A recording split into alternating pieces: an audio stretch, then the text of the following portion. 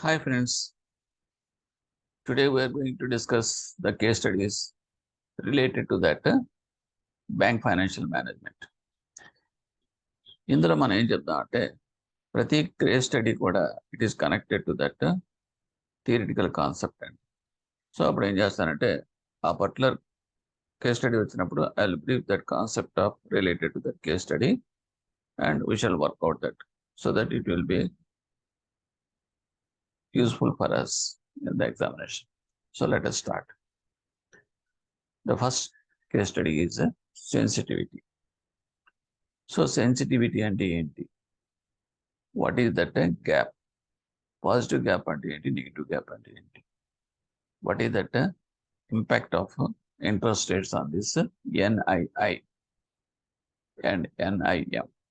ఇవన్నీ జస్ట్ ఒకసారి బ్రీఫ్గా చూద్దాం. మనకి ఎప్పుడైనా సరే there are two items in that balance sheet. Let us assume our own bank balance sheet చూసుకుంటే రైట్ సైడ్ మీకు ఏమొస్తుంది? అసెట్స్ ఉంటాయి, అంటే లోన్స్, క్యాష్ ఉంటుంది.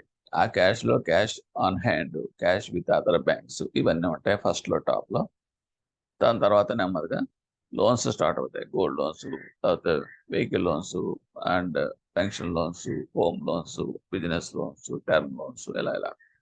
ఓకే, లెఫ్ట్ సైడ్కి వచ్చేస్తే కనుక లెఫ్ట్ సైడ్లో మీకు ఏముంటాయండి? You will find that different types of deposits.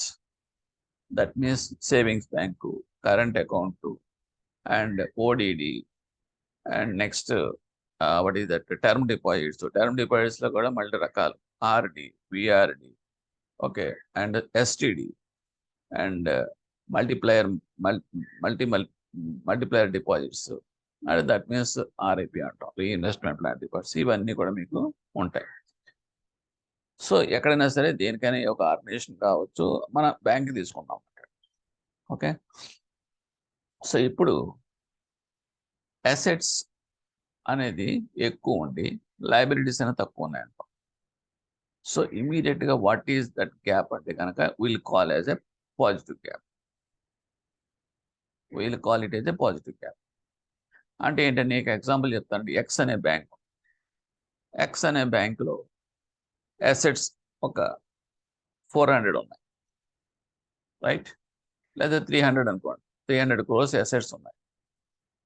Liabilities అంటే deposits, it is only 200 crores. So అంటే మనకి అసెట్స్ ఎక్కువ ఉన్నాయి, లయబిలిటీస్ తక్కువ ఉన్నాయి. అంటే మనకు వచ్చే ఇంట్రెస్ట్ ఇన్కమ్ అంతా కూడాను దీని ద్వారా వస్తుంది, అసెట్స్ ద్వారా వస్తుంది. మన దగ్గర నుంచి పోయే ఎక్స్పెండిచర్ అంతా కూడాను లయబిలిటీస్ సైడ్ పోతా ఉంటుంది. డిపాజిటర్స్కి మనం ఇస్తాం కాబట్టి. That is the equations. So ఇప్పుడు పాజిటివ్ గ్యాప్ అంటే ఏంటంటే ఇమీడియట్గా మనం చెప్పేది అంటే ఏది ఎక్కువ ఉంటే అది పాజిటివ్ గ్యాప్ అని చెప్తాం. ఇక్కడ ఈ కేసులో 300 crores ఏమో అసెట్స్ ఉన్నాయి, 200 crores ఏమో లయబిలిటీస్ ఉన్నాయి. సో న్యాచురల్గా it is a positive gap. కానీ ఇక్కడ చాలా ఇంపార్టెంట్ పాయింట్ అండి, కీ పాయింట్. పాజిటివ్ గ్యాప్ ఉన్నంత మాత్రాన సెన్సిటివిటీ అనేది అసెట్ ఫేవర్గా ఉంటుందో ఉండదు. మరి సెన్సిటివిటీ అంటే sensitivity is different from the gap. Okay, ఏ రకంగా అంటారా? సి ఇందులోనే ఉంది. What is that? 300 crores is the assets. So ఇందులో ఇంట్రెస్ట్కి కనెక్ట్ అయ్యే ఐటమ్స్ ఏ ఉన్నాయి అనేది మనం చూస్తే, క్యాష్ ఉందనుకోండి, క్యాష్కి ఇంట్రెస్ట్ ఏముంటుందండి? అంటే మార్కెట్లో కనుక ఇంట్రెస్ట్ ఏమైనా మారుతున్నాయి అనుకోండి, బయట అవుట్ సైడ్ కనుక ఇంట్రెస్ట్ పెరగడం కానీ తగ్గడం కానీ, it's there won't be any impact on this particular asset of cash. అలాగే bank cash with cash on hand and balance with other banks, ఇవన్నీ కూడా మీకు అసెట్స్లోనే వస్తాయి. సో వాటి మీద ఏం ఇంపాక్ట్ ఉంటుంది? ఓన్లీ లోన్స్ మీద ఉంటుంది. సపోజ్ ఈ పర్టికులర్ సిచ్యువేషన్లో ఈ 300 crores ఒక 100 crores క్యాష్ రూపంలో ఉందనుకోండి కాసేపు.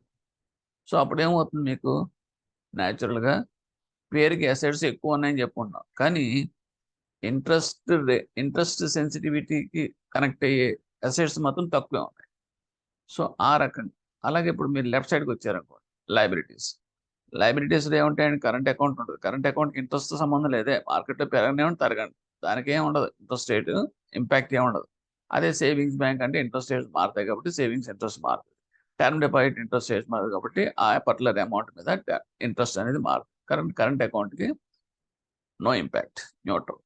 సో ఇలా కొన్ని కాంపోనెంట్స్ వల్ల ఏమవుతుందంటే మీకు మనం తీసుకునేది అసెట్ ఎక్కువ ఉందా అంటే interest bearing assets, interest bearing liabilities, ఆ రెండింటి మధ్యలో ఉండదాన్ని ఏది ఎక్కువ ఉంటే దాన్ని అసెట్ సెన్సిటివా లేకపోతే లయబిలిటీ సెన్సిటివ్ అనేది మనం డిసైడ్ చేస్తాం. ఓకే, సో ఆ పాయింట్ కూడా క్లియర్ అయ్యింది. సో ఇప్పుడు ఆ రకంగా నేను చెప్తే ఇప్పుడు ఏమైంది, assets are greater than liability. ఈ ఫోర్ ఐటమ్స్ ఒక గ్రూప్ కింద మీకు ఎక్స్ప్లెయిన్ చేసేస్తున్నా. Assets greater than liability, it is a positive gap and it is asset sensitive అని వాడే ఇచ్చాడు. అలాగే assets greater than liability positive gap, asset sensitive. అలాగే assets greater than liability positive but liability sensitive, అంటే interest bearing ఉండే portion లయబిలిటీలో ఎక్కువ ఉంది. అలాగే assets greater than liability it is a positive but it is also liability. నా ఈ కేసెస్లో బయట ఇంట్రెస్ట్ రేట్స్ కనుక పెరుగుతున్న తగ్గుతూనే ఉన్నాయి, అప్పుడు what is the impact of that NI, అది మన study.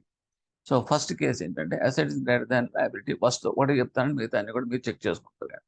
Asset is greater than liability, it is no doubt it is a positive gap and it is asset sensitive అని వాడే ఇచ్చాడు.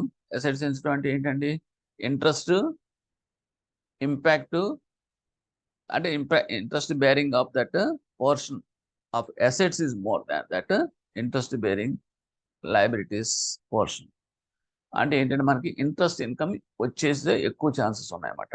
అటువంటి సిచ్యువేషన్స్లో మార్కెట్లో కనుక ఇంట్రెస్ట్ రేట్స్ పెరిగినాయి అనుకోండి, ఇంట్రెస్ట్ రేట్ పడేటప్పుడు మన అసెట్స్ కూడా ఆటోమేటిక్గా పెరుగుతాయిగా. అప్పుడు దాకా 10% మనకు వస్తుంది ఏదో పర్టికులర్ లోన్కి, అండ్ 2% అనేది extra market rate interest rate పెరిగింది అనుకోండి, సో ఆ అసెట్ మీద మనకు వచ్చేది 2% ఎక్స్ట్రా వస్తుంది, సో మన ఇన్కమ్ పెరుగుతుంది. So impact of that NI is increase in NI. Okay, so ఒకటి చెప్పేశాను, ఇక మిగతా అన్ని కూడా మీరు ఇదే కాన్సెప్ట్ మీద మీరు చెక్ చేసుకోండి, అది కరెక్టా కాదా.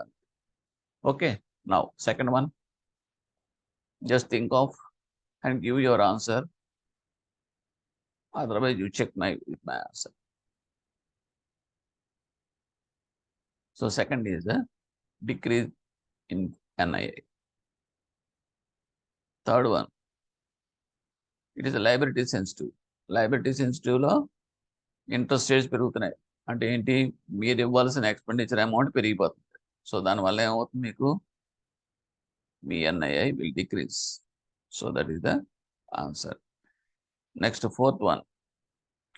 So it is liability sensitive but falling of interest. అంటే ఏంటి, ఇంట్రెస్ట్ రేట్స్ పడిపోతున్నప్పుడు మరీ మంచిది కదా, మీకు ఫండ్స్ కాస్ట్ కూడా తగ్గిపోతుంది. అప్పుడు దాకా మీరు 8% ఇవ్వాల్సి వచ్చేది 1 yearకి డిపాజిట్కి, ఇప్పుడు మీకు 6 ఇస్తే సరిపోతుంది. సో న్యాచురల్గా ఏమవుతుంది, it will be up. That means your interest increase in NII. Okay, next liabilities, it is A liabilities greater than assets. Okay, ఇందులో మళ్ళీ cases asset sensitive, liability sensitive, even it is negative gap. So asset sensitive మనం తీసుకుంటాం. Asset sensitive తీసుకుంటే rising ట్రెండ్లో ఏమవుతుంది, ఆటోమేటిక్గా it is increase and it is falling అయితే కనుక ఇట్ ఈస్ డిక్రీజ్. నెక్స్ట్ తర్వాత లయబిలిటీ సెన్సిటివ్ అంట. లయబిలిటీ సెన్సిటివ్లో అంటే ఇంట్రెస్ట్ ఎక్స్పెండిచర్ అనేది ఇవ్వాల్సి వస్తుంది, అంటే ఇంపాక్ట్ అంటే మీకు ఇంట్రెస్ట్ బేరింగ్ లయబిలిటీస్ అనేది ఎక్కువ ఉన్నాయి. అటువంటిప్పుడు రైజింగ్ ఇంట్రెస్ట్ అనుకోండి, it will B burden to you, that is decrease in NII. అలా కాకుండా ఫాలింగ్ అనుకోండి లయబిలిటీ బేరింగ్ దాంట్లో, so it is increase. Next assets is equal to liability, that means ఈక్వల్గా ఉన్నాయి కానీ అసెట్ సెన్సిటివ్ ఉంది. సో అటువంటిప్పుడు రైజింగ్ అనేటప్పుడు it is favourable, so it is increase in NII. అలాగే assets is equal to liability, it is also asset sensitive and but it is a falling trend, so naturally it is decrease in NII. Assets is got liability sensitive, assets is equal to liabilities but it is liability sensitive, so అటువంటిప్పుడు మీకు rising interest అనేటప్పటికి it is a big headache to you, so it is a decrease in NII. And next, liability sensitive falling interest rate is very favorable to you because it will increase your NIA. So like that. So ఇవన్నీ మరి black పడింది అనుకోండి. So ఇదండి. ఈ రకంగా ఏంటంటే దీన్ని ఒక క్వశ్చన్ రూపంలో మీకు ఫ్రేమ్ చేస్తాడు కాబట్టి పర్మిటేషన్స్ రకరకాలుగా ఉంటాయి. So at a glance gist టైప్లో I have placed this case study. Okay, I think you understand. Now I'm coming to that another case study just to read out. There are 3 questions they have given. This is related to that net interest income. The position of the bank is as follows. Call money, cash credits. అంటే అవన్నీ కూడా assets. Okay, and call money ఇచ్చాడు బయట, lending చేశాడు 100 crores. అలాగే cash credit CC అంటాను చూడండి, అదొక 40 crores లెండింగ్ చేశాడు. అట్ ద రేట్ 5 ఏమో 3%, రెండోదేమో 8.5%. ఇకపోతే అసెట్ లైబిలిటీస్కి వచ్చేటప్పటికి సేవింగ్స్ బ్యాంక్ 50 crores, అంటే అటు ఇటు చూపించామంటే అంతకనే ఏం లేదు. Savings bank 50 crores at the rate of 3.5%. అలాగే ఫిక్స్డ్ డిపాజిట్స్ 60 crores ఉంది. పోర్ట్ఫోలియో మాట 6.4. So now the total of that assets ఎంత ఉన్నాయి 140 అండ్ లయబిలిటీస్ 110. సో ఇలా ఉన్నప్పుడు పాజిటివ్ గ్యాప్ అని వాడే ఇచ్చాడు. ఎందుకంటే మీకు అసెట్స్ అనేది మీకు ఎక్కువ ఉన్నాయి కదా లయబిలిటీస్ కన్నా. సో 30 crores పాజిటివ్ గ్యాప్, అది కూడా వాడు ఇచ్చేసాడు. ఇప్పుడు అడుగుతున్నది ఏంటంటే క్వశ్చన్స్ అడుగుతున్నాడు. In this position rate on loans have dropped by 100 basis points. అంటే లోన్స్ మీద యూనిఫార్మ్గా ఇంట్రెస్ట్ రేట్స్ 1% చొప్పున తగ్గిపోయినాయి. అంటే కాల్ మనీ ఓకే 3 నుంచి 2కి వచ్చేసింది. 100 basis points is equal to 1% అండి. అదొక క్వశ్చన్. ఇదే వాడు అడుగుతాడు 25 basis points is equal to ఎంత అంటే it is 0.25% equal. Cash credits it is 8.5%, 1.5% తగ్గిపోయింది, 1% తగ్గిపోయింది, 7.5కి వచ్చేసింది. సో ఇలాగ డ్రాప్ అయినప్పుడు ఓకే ఇక్కడ while rates of and what is the position of the bank అని అడుగుతున్నాడు. ఒకటి. రెండు, the name of the risk faced by the bank. అదేం risk, what is the name of that risk and under what condition does this risk arise. ఏ కండిషన్స్లో ఇది వస్తుంది. Of course options అయితే బ్యాంకులు మీకు ఇస్తాడు అనుకోండి, ABCD 4 ఇస్తాడు. But it is not possible here. I have framed like that only. Just మీరు అనుకోండి, అనుకున్న తర్వాత you check my answer. Okay, first answer is yes, otherwise you take some time and do it. After that you verify, because I have given the clue.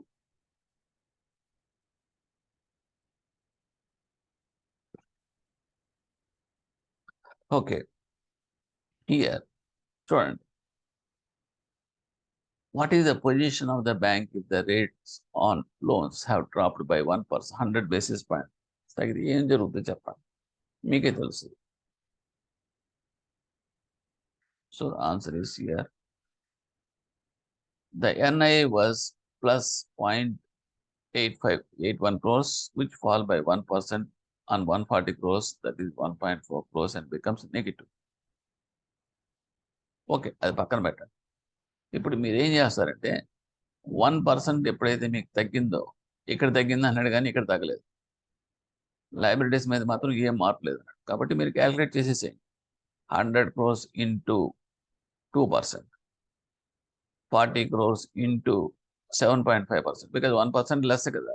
Calculate చేయండి ఎంత interest అవుతుంది ఇవేంటి. ఆ తర్వాత సేవింగ్స్ బ్యాంక్ 50 crores ఇంటూ, అది as usual, there won't be any change in that interest rates 3.5% వేయండి. అలాగే fixed deposits 60 crores into 6.4%, అది ఎంత వేయండి. This is interest expenditure, this is interest income. So net position అంతా చూడండి. మీకు NIA ఏమవుతుందంటే ప్లస్ 0.81 crores, అది ఇంపాక్ట్ ఈజ్ 0.81 crores ప్లస్ అవుతుంది. NIA అనేది ఇంక్రీజ్ అయింది. Okay, right. అంటే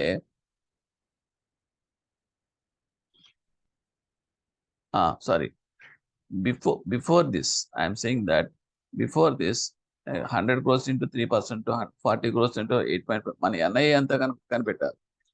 అఫ్ కోర్స్ ఆ లెక్కలు అడుగుతాడు అనుకోండి, ఇక్కడ ఫ్రేమింగ్ ఏం చేశాడంటే ఇంపాక్ట్ ఏంటంటే డైరెక్ట్ చేశాడు. అలా కాకుండా first of all they can split into that 3-4 questions కింద పడేయవచ్చు. అదే ఫస్ట్ ఆఫ్ ఆల్ ఈ పొజిషన్లో ఎన్ఐఐ ఎంత అని అడిగితే కనుక, అంటే as usual without any impact of that interest rates అంటే అప్పుడు మీకు 100 into 3% ఎంత వేయండి, 40 into 8.5% ఎంత వేయండి, టోటల్ వేయండి.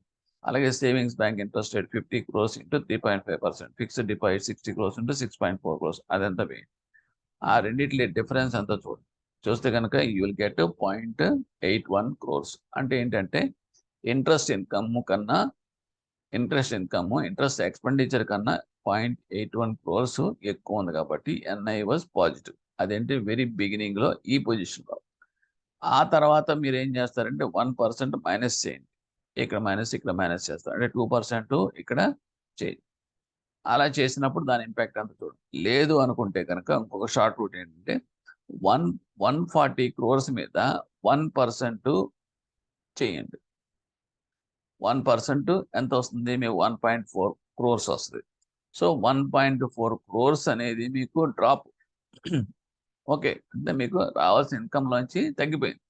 సో అంతకుముందు మీకు పాజిటివ్లో ఉంటుండే 0.81 ఉంది కదా, ఆ 0.81 minus this impact 1.40 it will B negative.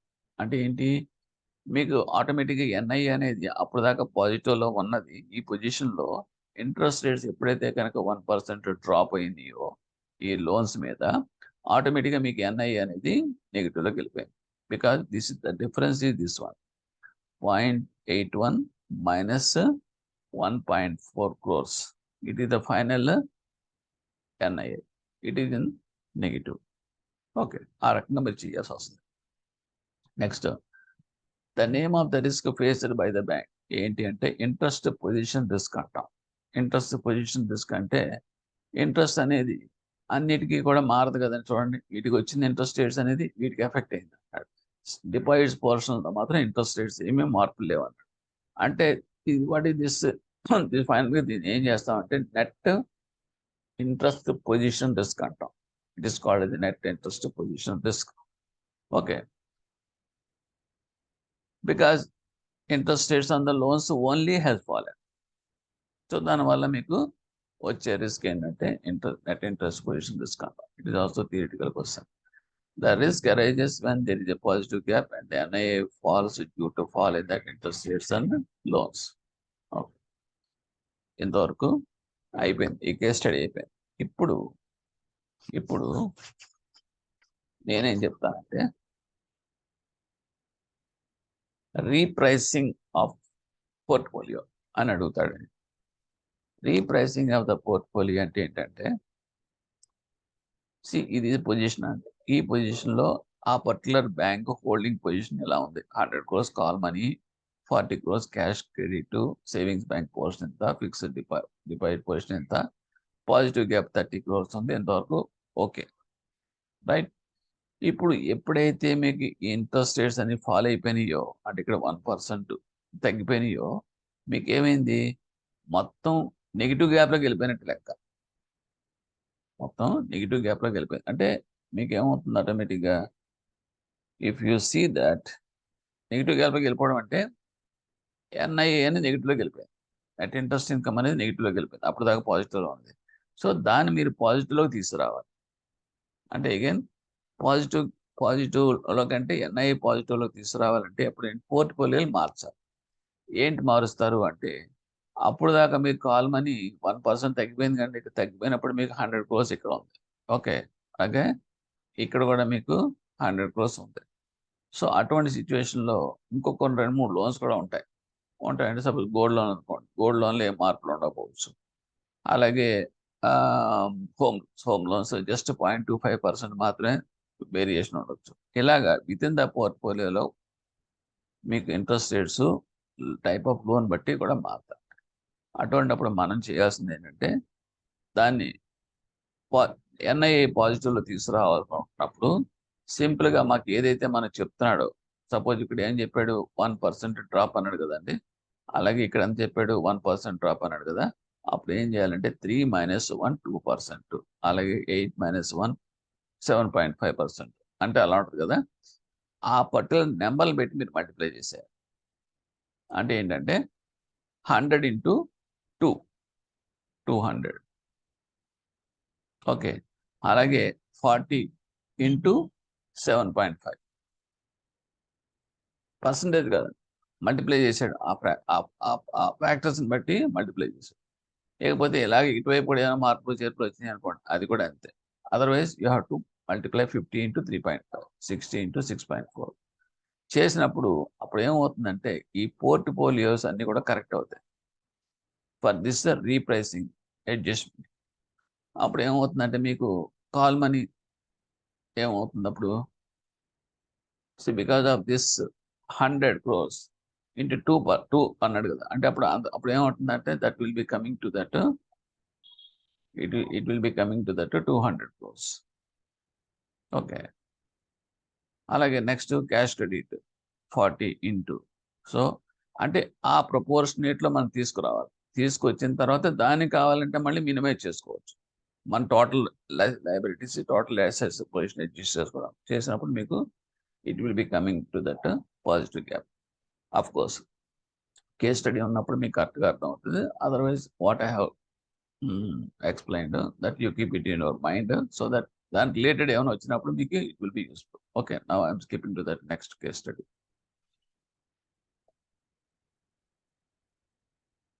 So this is related to CRR.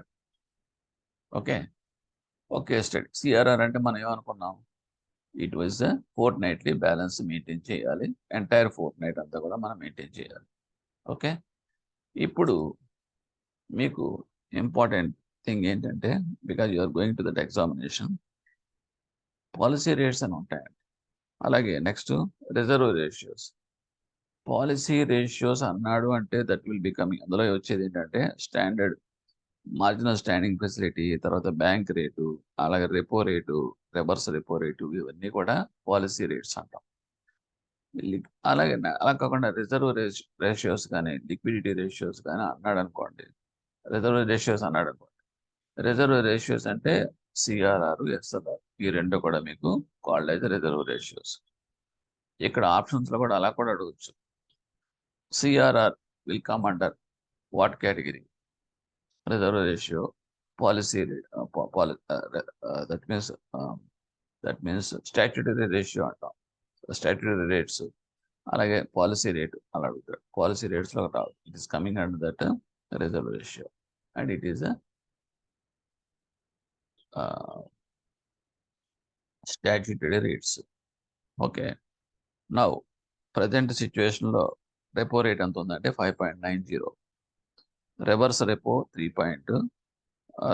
That means marginal standing facility 6.15%, and bank rate is 6.1%, CRR is 4.50, and SLR is equal to 18%.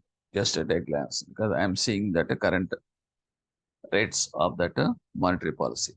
Okay, ఇవి గుర్తుపెట్టుకోండి, ఎగ్జామ్కి వెళ్ళేటప్పుడు కరెంట్ థింగ్స్ అప్డేట్గా ఉండాలి. Next CRR అనేది maintain చేయాలని చెప్తున్నాం. So CRR అనేది maintain చేసేటప్పుడు ప్రజెంట్ ఏమని చెప్పాను, ఇప్పుడు మీకు ఇప్పుడు it is coming as 4.50 maintain చేస్తారు నెట్ డిమాండ్ లయబిలిటీస్ మీద. దేని మీద అనేది కూడా ఇంపార్టెంట్. చేస్తున్నప్పుడు మనకు ఒక facility reserve bank of India ఇచ్చిందండి. అదేంటంటే జస్ట్ లైక్ మీరు సిఏబి జేఏబి ఎగ్జామ్స్ మీరు అటెండ్ అవుతూ ఉంటారు. What is the condition prescribed by that IABF? Minimum each పేపర్లో 45 తగ్గకుండా రావాలి. If the average is coming 50 అయితే కనుక automatically it will be treated as a pass. అయిపోయినట్టు, కంప్లీట్ అయిపోయినట్టు లెక్క, అంతే కదా. మనం ఎగ్జామ్ ప్యాటర్న్ మనం అటెండ్ అయ్యే ఎగ్జామ్ అదే కదండి. అదే ప్రకారం just same similar to that reserve bank of India పెట్టేది ఏంటంటే, ఓకే సిఆర్ఆర్ అనేది డైలీ బేసిస్ మీద మెయింటైన్ చేయాలి, కానీ నువ్వు మినిమం ఎంత పెర్ డే మినిమం అనేది సీలింగ్ పెట్టేస్తాడు, అది తగ్గకుండా మెయింటైన్ చేయాలి. At the same time, your average of that 14 days, fortnight అనేది, it should be maintained of that prescribed rate. అంతే. సో ఇప్పుడు ఏమవుతుంది దీనివల్ల, మినిమం అనేది ఉంటుంది. ఇక్కడ మీకు ఇచ్చింది ఏంటంటే మినిమం 70% ఇచ్చాడు, కానీ at present now it was changed as 99%. గుర్తుపెట్టుకోండి, this is important point here. ఇప్పుడు ప్రజెంట్ మినిమం బ్యాలెన్స్ ఎంత ఉండాలంటే 99% ఉండాలి. ఓకే, సో ఎర్లియర్ పాత్ కాబట్టి we have done like that case study. Okay, you remember that one. Next ఏంటంటే, ఒకవేళ కనుక in theoretical questions, if you at any one particular day, if you are not maintain that 99% of the minimum balance of that CRR amount, automatically the shortfall portion of the kodanu, it will be penalized at the rate of 3% on the bank rate, and bank rate plus 3% extra. Okay, interest charge, penal interest charge చేస్తారు. ఒకవేళ కనుక it will be recurred, ఇది కనుక repeat అయింది అనుకోండి, so it will be changed to that 5% on that bank rate. Okay, ఇంకా మీకు delay చేశారు అనుకోండి, ఇంకా రిపీట్ అయింది అనుకోండి, సో ఇమీడియట్ గా the head of that person and particular organization bank అవుతుంది, ఈ విల్ బి ఎక్స్ప్లెనేషన్ తర్వాత పనిష్మెంట్ కాల్ ఫర్ చేస్తారు. So this is the system of the Reserve bank of India. Now ఇందులో ఏమవుతుందో చూడండి, ద ప్రోడక్ట్, ఇది చాలా సింపుల్ ఎగ్జాంపుల్ గా తీసుకుంటాం. On product basis, what is the CRR balance per fortnight to comply with the CRR requirements? ఏంటి ఇక్కడ ఏమి ఇచ్చాడు మనకి, the average balance required to be maintained 700 crores అని ఇచ్చాడు. ఓకే, సో అటువంటిప్పుడు మనకి ఫోర్ట్నైట్లీలో ఎంత ఉంటుంది, ఎంత మేనేజ్ చేయాల్సి వస్తుంది. So options they have given, just you calculate your self. So the answer is 700 into 14, that is 9,800 crores. ఎందుకంటే 14 రోజులకి ఈచ్ డేకి 700 యావరేజ్ అన్నాడు కాబట్టి 700 into 14, that is 9,800 crores అనేది fortnightly, and you should maintain every day, daily basis మీద. Okay, now second same question, but second question, this is on product basis, what balance has been maintained by the bank during that first 10 days of that fortnight. ఇక్కడ ఏం చేశాడు, లెక్కలో first 10 days minimum balance of 70% prescribed maintain చేశాడు. కానీ ఇక్కడ మనకు వచ్చేది ఇప్పుడు 99% ఇస్తారు, రేపు ఇస్తే కనుక 11th and 12th 1,600 కోట్లు మెయింటైన్ చేశాడట. Okay, the average balance range. ఇప్పుడు ఏమన్నాడు, on product basis what balance has been maintain by the bank during the first 10 days of that fortnight. 10 days ఏం చేశాడు, 70%, 70% into 10. Okay, 700 into 70%. Okay, 490 into 10 days అంటే 4,900 crores మాత్రం maintain చేశాడు at the end of this 10th day. అంటే 1 నుంచి 10 దాకా maintain చేసింది 10. Okay, అంటే ఏంటి, తనకు షార్ట్ ఫాల్ అదే సరిపోక, అమౌంట్ సరిపోక వాడు 70% మాత్రం ప్రిస్క్రైబ్డ్ మినిమం మాత్రం మెయింటైన్ చేసుకుంటున్నాడు. కానీ మిగతా వాడికి లెఫ్ట్ అవుట్ ఇంకెన్ని రోజులు ఉన్నాయండి, 4 days మాత్రమే ఉన్నాయి. ఆ 4 daysలో షార్ట్ ఫాల్ అంతా కవర్ చేశారు. ఓకే, అందు గురించి 11th and 12th మాక్సిమం పెంచేశాడు, దాన్ని 1,600 crores పెంచాడు. ఆయన సరిపోయిందా చూద్దాం. సో ఇక్కడ answer is 4,900. Uh now if you are coming to that third one, on for product basis, what balance has been maintained by the 11th and 12th? 11th and 12th 1,600 crores అని చెప్పాడు. So simple గా 1,600 crores కాబట్టి into 2, that is coming as 3,200 crores. అయిపోయింది 2 days కి ఎంత అనేది. సరే simple లెక్కలేనండి. Next fourth one, on product basis what balance has been maintained by the bank first 12 days of that fortnight. So first 12 days of the fortnight ఎంత ఉంటుందో చూద్దాం. Here it is 490 into 10 days first 10 days ki, and 1,600 into 2, it is coming as 3,200. The finally it is coming as 8,100. Okay.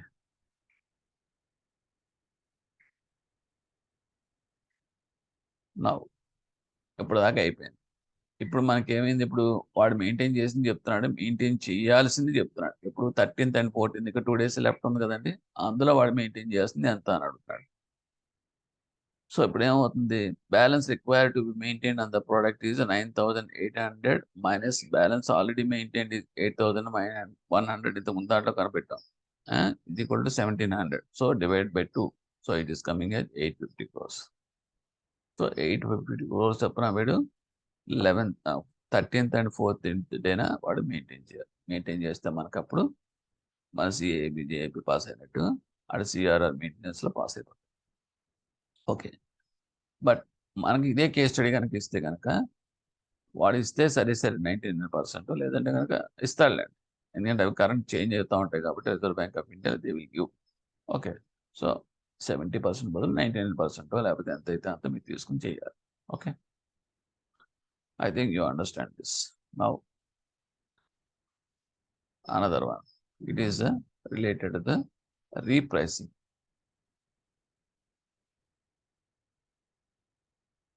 Okay, go through this once.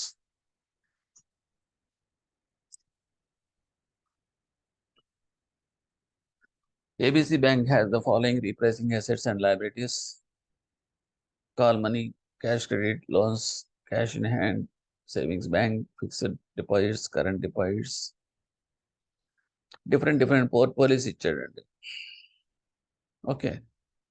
On the basis of the above information, answer the following question. What is the adjusted gap in repricing assets and liabilities? Adjusted gap అన్నాడు. వాడు బల్క్గా హోల్సేల్గా ఇచ్చినట్టుగా ఇచ్చేసాడు రీప్రైసింగ్ assets అని చెప్పేసి పోసేసాడు. అందులో మనకి తీసుకోవాల్సిన ఏమేమి తీసుకోవాలి అంటే ఎందుకు కొన్ని మాత్రమే qualifying for the repricing assets అని అర్థం. కాల్ మనీ ఉంది అనుకోండి, కాల్ మనీకి ఇంట్రెస్ట్ కనెక్టెడ్ ఉంటుంది కదా, so it is the repricing eligible asset. Cash credit loans, so it is a CC advance, దీనికి కూడా రేట్ ఆఫ్ ఇంట్రెస్ట్ ఉంటుంది కాబట్టి it is also coming under the repricing assets. Cash in hand ఎలా అవుతుంది, దానికి అసలు ఏం ఇంట్రెస్ట్ సంబంధం లేదు కదా, so it is dead. Savings bank, దానికి ఒక ఇంట్రెస్ట్ రేట్ ఉంటుంది కాబట్టి is also called as repricing, but it is the repricing liability. ఆ రకంగా కూడా ఆబ్జెక్టివ్ టైప్ అడవచ్చు. ఇందులో రీప్రైసింగ్ లయబిలిటీస్ ఏంటి అని అడుగుతాడు. సో ఇక్కడ సేవింగ్స్ బ్యాంక్. అలాగే fixed deposit also. Current deposits వస్తాయా? నో, కరెంట్ డిపాజిట్స్ అసలు అవడానికి లయబిలిటీయే కానీ బట్ నో ఇంట్రెస్ట్ బేరింగ్ కాబట్టి it is neutral liability.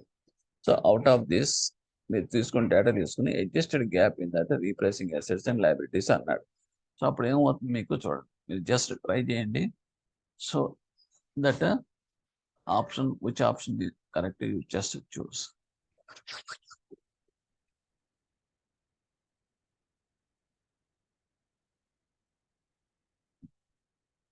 Okay, my solution for this is మీరు పాదులు పెట్టి చేసుకుని తర్వాత ఆన్సర్ చెక్ చేసుకోండి, that is better.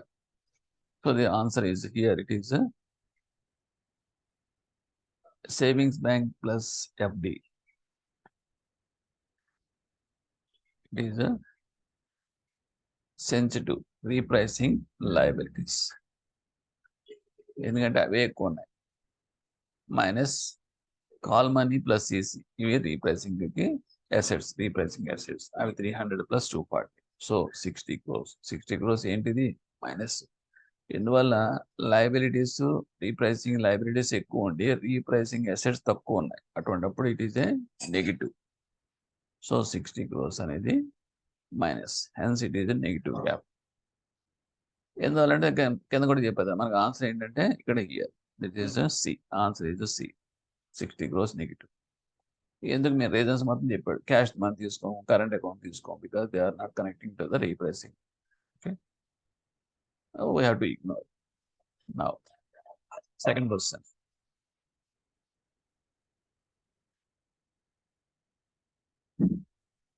you try this.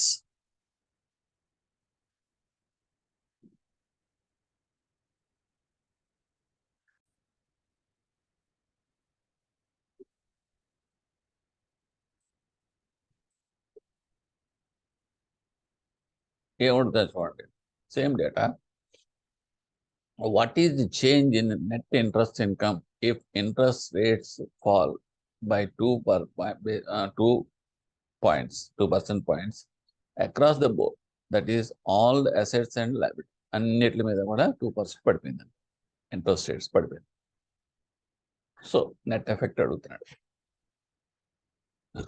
So ఇప్పుడు మీరు ఏం చేయాలి? మీరు ఏం చేశారు చూడండి, otherwise you checkup with my answer. మీరు చేయాల్సింది ఏం చేస్తారు? మీరు call money, cash, credit, loans తీసుకుంటారు. క్యాష్ ఆన్ హ్యాండ్ అనవసరం, దాని మీద ఏ ఇంపాక్ట్ ఉండదు. So it is ignore. Savings bank okay, fixed deposits, current accounts, current deposits కూడా అనవసరం, దాని మీద కూడా ఇంట్రెస్ట్ ఇంపాక్ట్ ఉండదు. సో మిగతా అన్నిటి మీద ఇంట్రెస్ట్ క్యాల్కులేట్ చేయండి. 2% చొప్పున ఏమన్నాడు? ఇంట్రెస్ట్ ఫాల్స్ బై 2% అన్నాడు. సో అప్పుడు ఏమవుతుందంటే మీకు first of all you establish the gap. So gap establish చేసిన తర్వాత అది పాజిటివ్ గ్యాపా, నెగిటివ్ గ్యాపా? ఆ తర్వాత 2% అనేది ఇందాక మనం ఫస్ట్ బిగినింగ్ లో చెప్పాను చూడండి, fall interest rates negative gap అది ఏంటిది ఎఫెక్ట్ అని చెప్పి ఆ రకంగా మీరు చేయాలి. So the answer is here, this all. There is a negative gap of 60 crores. ఎందుకంటే 300 + 300 - 300 + 200, ఇది ఫస్ట్ క్వశ్చన్ లో వచ్చిన దాన్ని బట్టి మనం తీసేసుకోవచ్చు. ఇది 60 crores, which means the interest cost declined by 2% on the negative gap.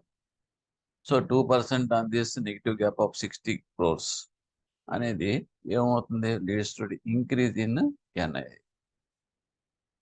Okay, అంటే ఇంట్రెస్ట్ నెగిటివ్ గ్యాప్ ఉన్నప్పుడు ఇంట్రెస్ట్ రేట్స్ అనేది ఓకే ఫాలో అవుతూ ఉంటే, నెగిటివ్ గ్యాప్ అంటే what is the meaning of negative gap?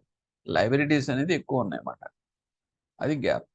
అటువంటిప్పుడు ఇంట్రెస్ట్ రేట్ తగ్గుతూ ఉంటే మనకే మంచిది కదా. టు దట్ ఎక్స్టెంట్ ఎన్ఐఏ అనేది మనకి ఇంప్రూవ్ అవుతుంది. సో ఆ రకంగా మీకు 2% of 60 crores 1.2 crores. Okay, it is leads to the increase in NIA. So it answer is the A. Okay, next question. This you try.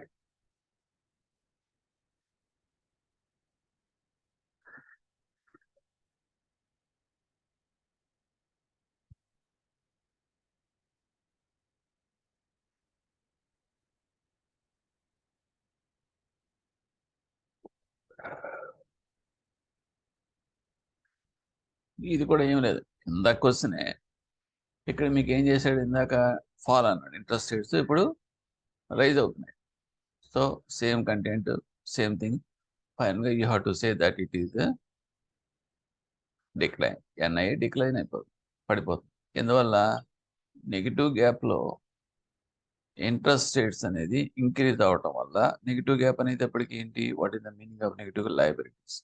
Liabilities ఎక్కువ ఉన్నట్టు లెక్క negative gap అంటే. అటువంటి సిచ్యువేషన్లో ఇంట్రెస్ట్ రేట్స్ కనుక మీరు పెరుగుతున్నాయి అనుకోండి, చచ్చినట్టు మీరు డిపాజిట్స్కి ఇంకా ఎక్కువ ఇంట్రెస్ట్ పే చేయాల్సిన పరిస్థితి వస్తుంది. అంటే ఏంటంటే your net interest income will be decline.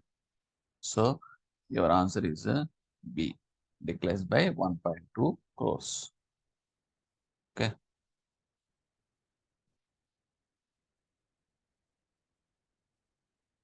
now you see this case study. if, if the interest rate falls on call money is 1%, cash credit is 0.6%, and savings bank is 0.2%, and by fixed deposit by 1%. What is the change in that net interest income? అంటే మొత్తం అన్నిటి మీద different interest rates, అంటే variable interest rates అన్ని కూడా మీకు చూపించాడు. Okay, that means on the assets as well as that liabilities. So ఇప్పుడు మీరు ఏం చేయాలంటే ఇంపాక్ట్ అనేది చేయాలంటే ఇండివిజువల్గా మీరు క్యాలిక్యులేట్ చేయాల్సింది. అంటే what is that dead items, అంటే not case sensitive, that means rate sensitive ఉన్నాయని పక్కన పెట్టేస్తాం. కరెంట్ డిపాజిట్స్ అక్కర్లేదు, కరెంట్ అకౌంట్స్ అక్కర్లేదు కదా, అలాగే క్యాష్ అక్కర్లేదు. మిగతా అన్నిటికీ మీరు క్యాలిక్యులేట్ చేసేసి ఇంపాక్ట్ ఎంత ఉందో చెక్ చేయండి. Okay, so that why here answer I have given. దీని ప్రకారం మీరు వెరిఫై చేసుకోండి. Fall in interest income in the case of assets. అసెట్స్లో మరి మీకు ఏమవుతుంది? మీకు ఫాల్ అవుతుంది కదా. ఓకే, సో హియర్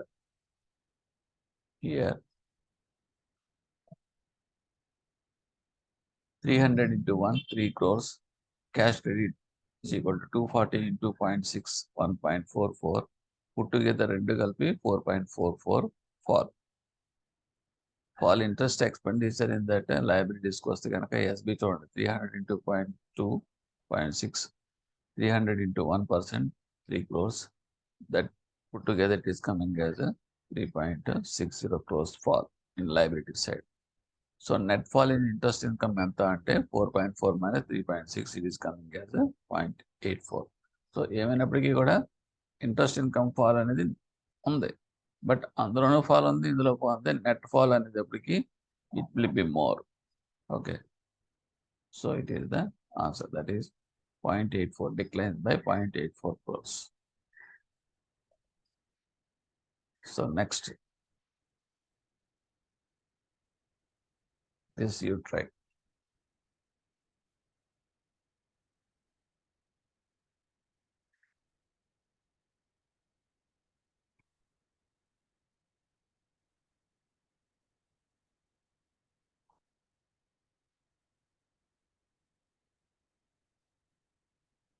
ఇందులో ఏం అడిగా చూడండి. If the interest rate increases, all money 0.5, cash credit 1%, savings bank 0.1, FD 0.8. This is increase. So net impact on that net interest income NIE అంటారు. సేమ్ ఇంతకుముందు ఎలా చేశారు అలాగే చేయండి. చేసిన తర్వాత just verify with my answer. Okay, you do it and then you verify. Same thing, పాదాలు పెట్టడం, చూసుకోవడం, చేయడం, పేపర్ మీద వర్కౌట్ చేయడం, తర్వాత you can verify with my answer. So my answer is increase in interest income in the case of assets is equal to call అయితే కనుక ఎంత 1.5 crores వచ్చింది. క్యాష్ క్రెడిట్ అయితే కనుక ఇక 2.4 crores వచ్చింది. So total of this is 3.90.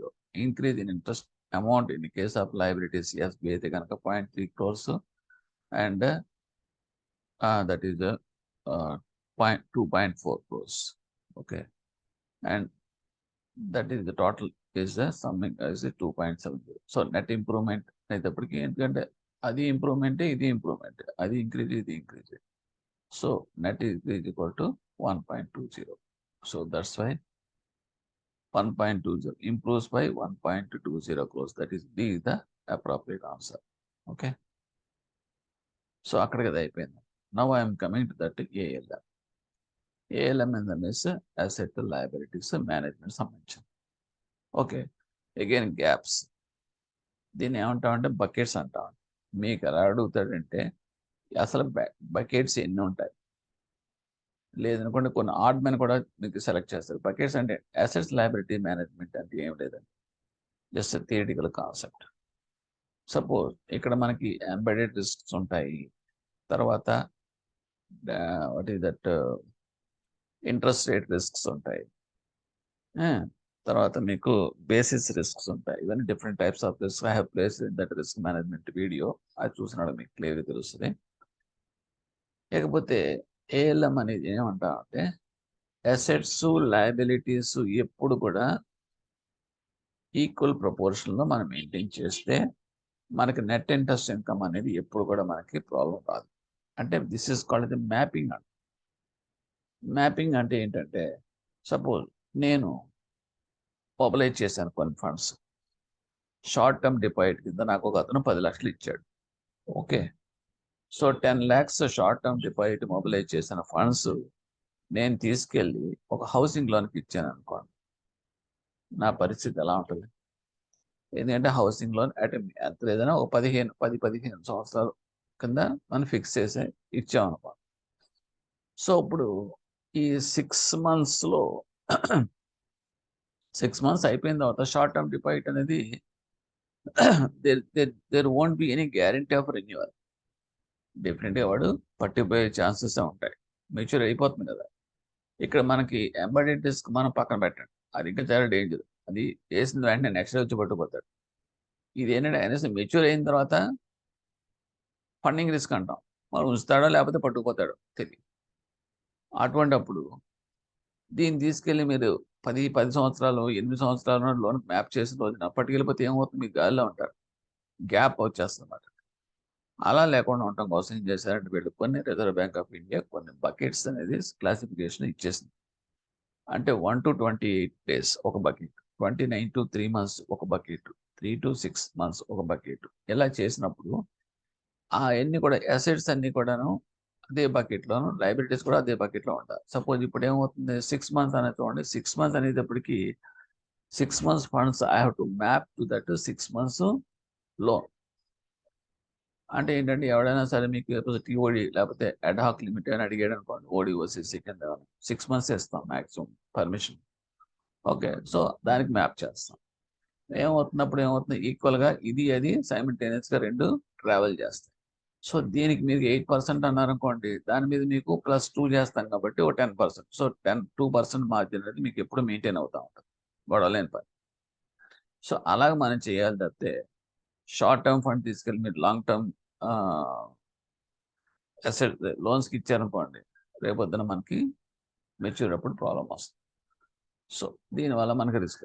ఒకవేళ మీరు అనొచ్చు, సార్ కరెక్టేనండి, అటువంటిప్పుడు ఒక్కోసారి ఇది మాత్రం ఎంతవరకు గ్యారెంటీ మీరు చేశారు బాగా, ఒక 1 year డిపాజిట్స్ ఒక 40 లక్షలు ఉంది, అది తీసుకెళ్ళి మీరు 1 year ఏ లోన్ వేరేదైతే ఇచ్చారు, ఓకే, తీయడానికి గ్యారంటీ ఏముంది, మీరు ప్రీక్లోజ్ చేయడానికి గ్యారంటీ ఏముంది అని అనొచ్చు. ఓకే, ఇవన్నీ కూడా ఏంటంటే మానిటర్ చేస్తారు. ఈ అసెట్స్ లయబిలిటీ మేనేజ్మెంట్ టీం ఉంటుంది చూడండి, కమిటీ ఉంటుంది.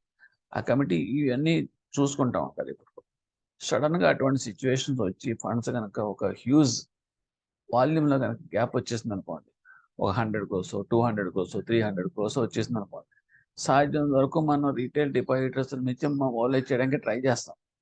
జనరల్గా ఫ్లోటింగ్ వస్తూ ఉంటాయి, అలా కాకుండా ఆగిపోయే పరిస్థితులు కూడా వస్తుంది. సిచ్యువేషన్స్ అలా ఉంటాయి. ఇప్పుడు కరోనా టైంలో కొన్ని జరగలేదు కూడా. అటువంటి సిచ్యువేషన్ ఏం చేస్తారంటే దే విల్ కమ్ అవుట్, బయటకు వచ్చేస్తారు. అందుగురించి మనకి 666 స్కీమ్, 333 days స్కీమ్, అలా రకరకాల స్కీమ్లు మనం పెడతాం. 111 స్కీమ్, 222 స్కీమ్.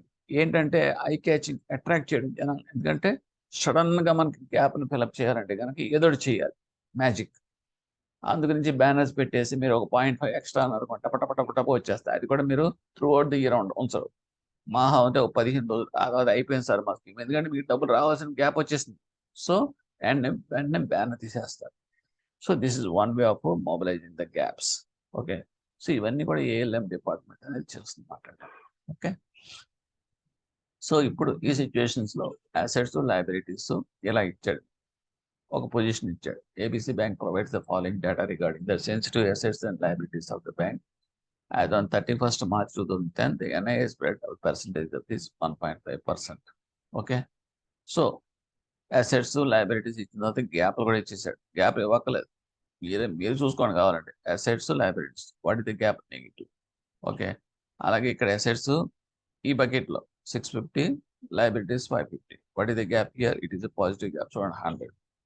అంటే ఏది ఎక్కువ ఉంటే అసెట్స్ ఎక్కువ ఉన్నాయంటే పాజిటివ్ గ్యాప్, లయబిలిటీస్ ఎక్కువ ఉంటాయి నెగిటివ్ గ్యాప్. అలా మొత్తాన్ని చేశారు. ఇవేంటంటే క్యుములేటివ్ అంటే ఫస్ట్ తర్వాత రెండో దానికి నెట్టింగ్ చేస్తాం. అలా చేసుకుంటే కనుక ఇది cumulative.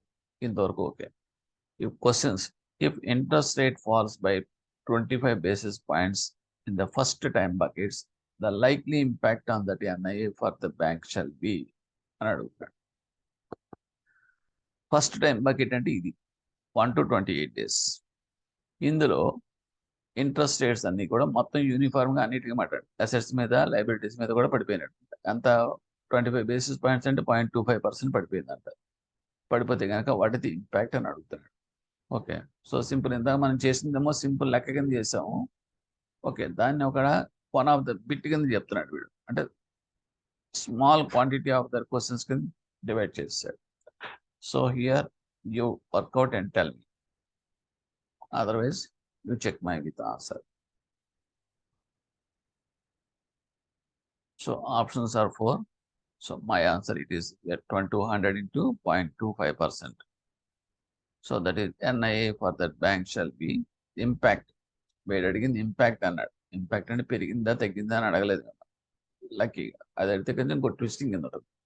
So simple it is 200 into, that means చూడండి ఇక్కడ this is gap is 200, 200 into 0.25%. This is 25 basis points fall. That is 0.50. Okay. ఇప్పుడు నేను అడుగుతాను. So your answer is 0.50. That is B. Okay. ఇది ఇప్పుడు మీకు ఎన్ఐఏ పెరుగుతుందా ఎన్ఐఏ తగ్గుతుందా అనేది ఒకసారి ఆలోచించండి. వాట్ ఇది ఇంపాక్ట్ అన్నాడు. ఇంపాక్ట్ అనేది ఇట్ ఈస్ పాజిటివ్ ఇంపాక్టా నెగిటివ్ ఇంపాక్టా చూద్దాం. సో ఇక్కడ నెగిటివ్ అన్నాడు కదండి. Negative position, gap is negative. Negative ఉన్నప్పుడు మనకు ఫస్ట్ టేబుల్లో మనం చదువుకున్నాం ఇంట్రెస్ట్ రేట్స్ నెగిటివ్ అనేటప్పటికి లైబిలిటీస్ ఆర్ మోర్. అటువంటిప్పుడు ఇంట్రెస్ట్ రేట్స్ కనుక ఫాలో అవుతున్నాయి అనుకోండి, ఫాలో అవుతే కనుక మనకి 0.50 క్లోజ్ వచ్చింది అంటే ఇంప్రూవ్ అవుతుందా, మీ ఎన్ఐ డిక్లైన్ అయిపోతుందా అంటే ఇంప్రూవ్ అవుతుంది. ఎందువల్ల ఇంప్రూవ్ అవుతుంది? ఇంట్రెస్ట్ రేట్స్ పడిపోతున్నప్పుడు మీకే బెనిఫిట్ కదా. డిపాజిటర్స్కి ఇవ్వాల్సిన ఇంట్రెస్ట్ రేటు తగ్గిపోతుంది అంటే మీకు మిగిలిపోతున్నట్టే కదా అది. అంటే మీ ఎన్ఐ అనేది అంత లెక్క to that extent it will be improve. So that's why that is the positive impact. Okay, అంటే ఇక్కడ ఇవ్వలేదు. ఓకే, సెకండ్ క్వశ్చన్ ట్రై చేయండి. In terms of extent RBI guidelines on ALM, the maximum non-sensitive assets a bank can have in percentage to total assets is. అంటే RBI guidelines ప్రకారం non sensitive assets out of the total assets ఎంత ఉండాలి, ఎంత పర్సంటేజ్లో ఉండాలి, maximum ఎంత ఉండొచ్చు అని అడుగుతాడు. Okay, this is theoretical question. No such restriction by RBI. Don't get confusion. సింపుల్గా ఇట్ ఈస్ స్టేట్మెంట్. ఆర్బీఐకి అటువంటిది ఏం లేదు. ఓకే, ప్రాబ్లం మాత్రం చూద్దాం. ఇది చూడండి.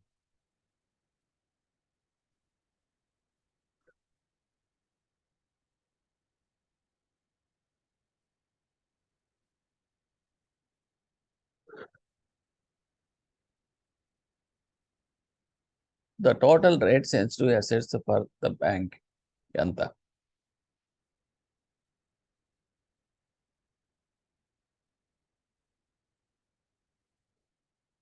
The total rate sensitive assets ఎంత?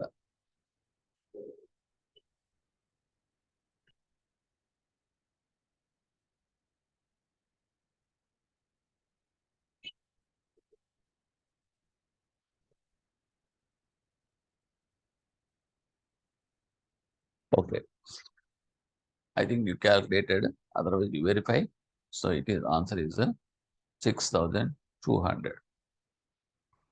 6,200. ఎందుకంటే అసలు చూడండి, total rate sensitive assets, total assets ఎంత చూడండి 6,500. అందులో నాన్ సెన్సిటివ్ ఎంత తీసేస్తే కనుక సెన్సిటివే కదండి. So non sensitive 300. So 6,500 minus 300 is coming 6,200. Very simple answer. Okay. Next. In rising interest scenario, the bank will have to have a dash impact of interest rate change in NIA. In rising interest scenario, the bank will have, it is a theoretical question. It's not at all connected to that data. Data to సంబంధం లేదు. Okay. The rising interest rate scenario, the bank will have dash impact of that interest rate.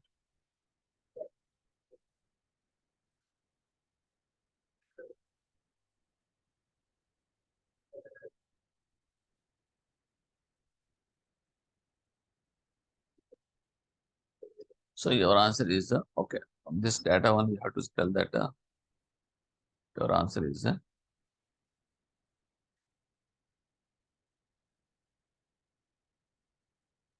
rate sensitive. Rate sensitive ఎంత ఉన్నాయి? 6,200. Rate sensitive 6,200. ఎందుకంటే assets, total assets లోంచి non sensitive assets తీసేస్తే వచ్చేది 6,200. That is rate sensitive assets. Rate sensitive liabilities అందుకో 6,500 minus 500, it is coming 6,000. అక్కడ మీకు liabilities కన్నా అసెట్స్ ఎక్కువ ఉన్నాయి. So it is first of all it is favourable.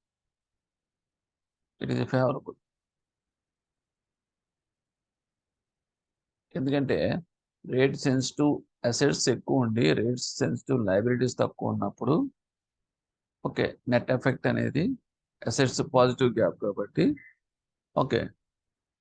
So rising interest rates ఏముంటాయి మర్చిపోయాను, పాజిటివ్ ఇంపాక్ట్ రైజింగ్ ఇంట్రెస్ట్ కూడా మనకి ఫేవరబుల్గా వస్తాయి. ఎందుకంటే లోన్స్ అనేది పాజిటివ్లో ఉంది, ఎక్కువలో ఉన్నాయి.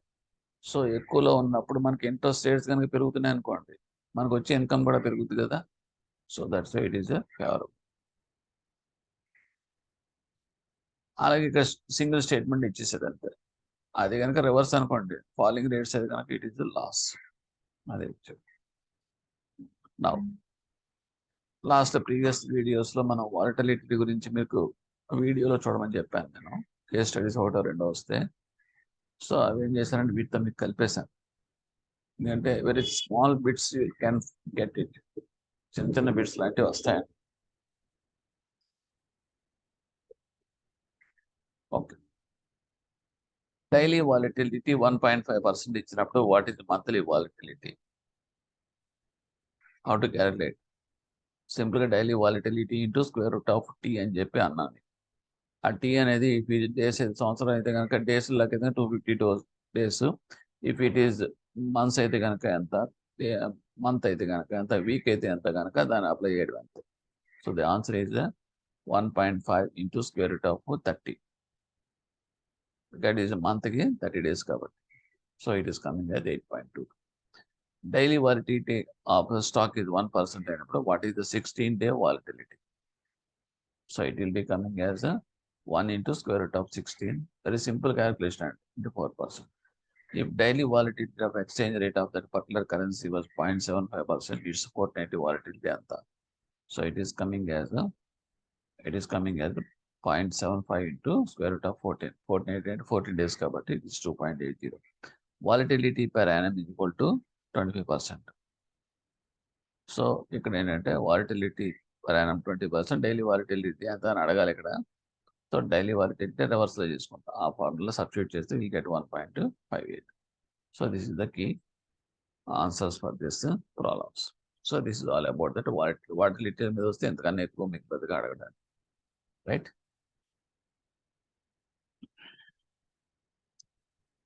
Now I'm coming to that. Mean అంటే ఏంటి, స్టాండర్డ్ డీవియేషన్ అంటే ఏంటి, అండ్ కోఎఫిషియంట్ ఆఫ్ వేరియన్స్ అంటే ఏంటి, వేరియన్స్ అంటే ఏంటి, ఇవన్నీ కూడా మనం ఫేస్ చేసే ప్రాబ్లమ్స్. ఓకే, ఇవి న్యాచురల్గా ఏమవుతుందంటే ఈ విల్ గెట్ ఇన్ దండి ABM as well as that BFM, రెండిట్లోనే వస్తాయి. ఏబిఎంలోనే ఎక్కువ వస్తాయి, బిఎఫ్ఎంలో కూడా వస్తాయి, but it is the rare. Now the problem they have given like this. ABC Bank Limited analyzed that operating profit 5 zones for that last 5 years, and the standard deviation and mean, standard deviation to mean మన ఏమంటాడు, coefficient of variance అంటాం, గుర్తుపెట్టుకోండి. అవన్నీ కూడా data ఇచ్చేసారు, మీరేం calculate చేసేది ఏమి లేదు, సింపుల్గా ప్లేసెస్ ఇచ్చాడు, ఒక 5 ప్లేస్లు ఇచ్చాడు. ఓకే, అండ్ వాటి యొక్క అంటే ఒక particular bank located in that these 5 places, వాటి ఆపరేటింగ్ ప్రాఫిట్స్ ఎలా ఉన్నాయని చెప్తున్నాడు. మీన్ అని చెప్పి మీన్ ఇచ్చేసాడు ఆ బ్యాంకు, స్టాండర్డ్ డీవియేషన్ ఇచ్చేసాడు, and standard deviation to the mean కూడా ఇచ్చాడు. That is coefficient of variance ఇచ్చేసాడు. సో కోఎఫిషియంట్ ఆఫ్ వేరియన్స్ అనేది ఎక్కువ ఉంది అంటే అది మంచిది. కోఎఫిషియంట్ ఆఫ్ వేరియన్స్ బట్టి రిస్క్ అనమాట, హై రిస్క్ ఉన్నట్లు లెక్క. కోఎఫిషియంట్ ఆఫ్ వేరియన్స్ తక్కువ ఉందంటే లో రిస్క్ లెక్క, అదొక point you have to remember. So which zones shows highest variability and has high risk of its profitability ఏమని చూడండి, సింపుల్గా జస్ట్ SD2 మీన్ కోఎఫిషియంట్ అంటే అదే కదండి ఆఫ్ వేరియన్స్. చూడండి ఇందులో ఏది ఎక్కువ ఉందో చూడండి, అది పెట్టేయండి అంతే, సింపుల్. ఇట్ ఈస్ చెన్నై ఎంత ఉంది, 0.61%, 0.61 ఉంది. So it is the highest. So ఇక్కడ మీకు హై రిస్క్ ఆఫ్ ప్రాఫిటబిలిటీ ఉంటుంది. Okay, next.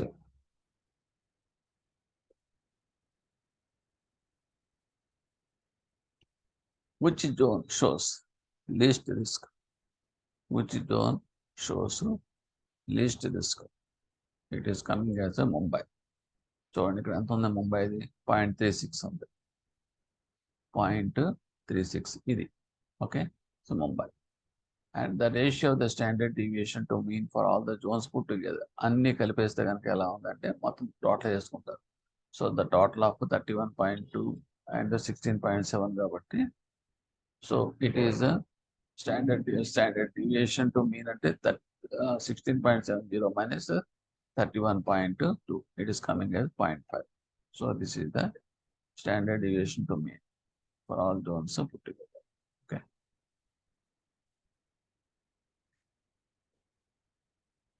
Next case study.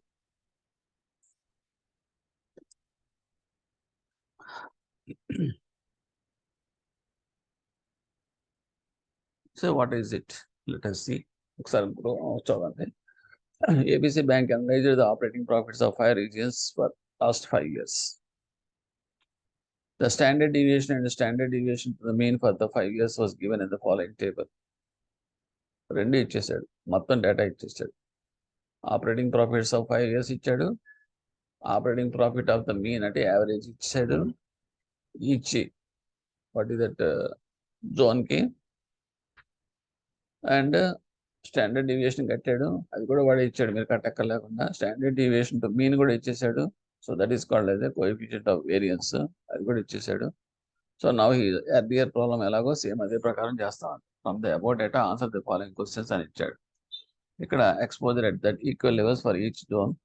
ఇందులో ఏంటంటే this is highest, that means the zone having highest standard deviation to mean ratio is exposure to the more risk compare to that other zones. Highest అడుగుతున్నాడు అనమాట, క్వశ్చన్లో miss అయింది. Highest exposure ఏమవుతుంది, SD to mean this is the కదా, ఇందులో ఇక్కడ highest ఏది ఉంది 0.61. So that is Chandigarh. So this is a C. And next, if you come to that second question, so from business risk point of view, the performance of the which is subject to least risk exposure, least 0.36 ante Patna. So Patna is a B. So your answer is B. The simple answers అంటే మనకి case study tables ఆ problem చూసి వదిలేయకుండా ఒకసారి మీరు చూసారనుకోండి, so how easy it is అనేది మీకు అర్థం అవుతుంది. లేదంటే ఈ టేబుల్స్ ఏంటి ఫస్ట్ టైం మీరు చూసారనుకోండి మీకు అర్థం. So I have given these are the repeated case studies given earlier. Okay, now here the ratio of the standard deviation to mean for all zones put together of the ABC Limited is simple. So ఇక్కడ మీకు total వచ్చింది, ఆ total మీరు divide చేయండి. So that is 7.85 divided by 31.20, it is coming as 0.25. So this is the answer is D. So with this part, one session is completed. Okay, thank you.